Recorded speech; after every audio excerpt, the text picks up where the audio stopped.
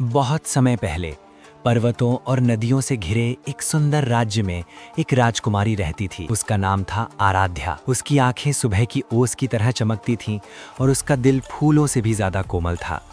वो सिर्फ सुंदर ही नहीं बल्कि दयालु और साहसी भी थी। उसी राज्य से कुछ दूर एक और समृद्ध राज्य था जहां एक राजकुमार रहता था, वीरेंद्र। वो बहादुर था पर उसके भीतर एक कवि का दिल बसता था। वो तलवार से ज्यादा शब्दों से जीतना जानता था। एक दिन वसंत उत्सव में दोनों राज्यों के लोग एकत्र हुए। राजकुमारी आराध्या अपने महल की बालकनी से फूल बरसा रही थी। तभी उसकी नजर नीचे खड़े एक अजनबी राजकुमार पर पड़ी। उनकी आंखें मिली।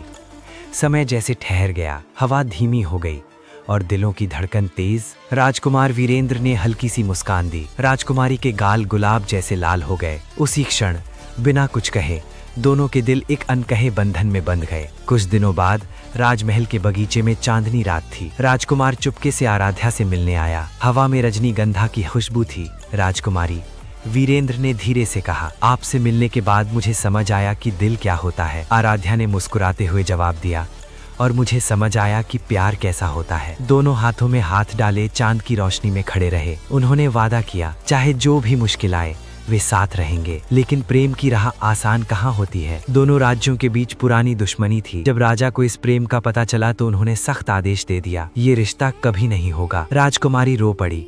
राजकुमार ने तलवार उठाई, पर युद्ध नहीं, शांति के लिए। वीरेंद्र ने दोनों राजाओं के सामने जाकर कहा, अगर प्रेम दो राज्यों को जोड़ सकता है तो उसे रोकना क्यों। उसकी सच्चाई और साहस ने सबका दिल छू लिया। आखिरकार दोनों राजाओं ने अपनी जिद छोड़ दी। दोनों राज्यों में शांति की घोषणा हुई। राजकुमारी आराध्या और राजकुमार वीरेंद्र का विवाह हुआ। फूलों की बारिश के बीच, संगीत की धुनों के साथ और हजारों दीपकों की रोशनी में। उनका प्रेम सिर्फ दो दिलों का नहीं, दो राज्यों का मिलन बन गया।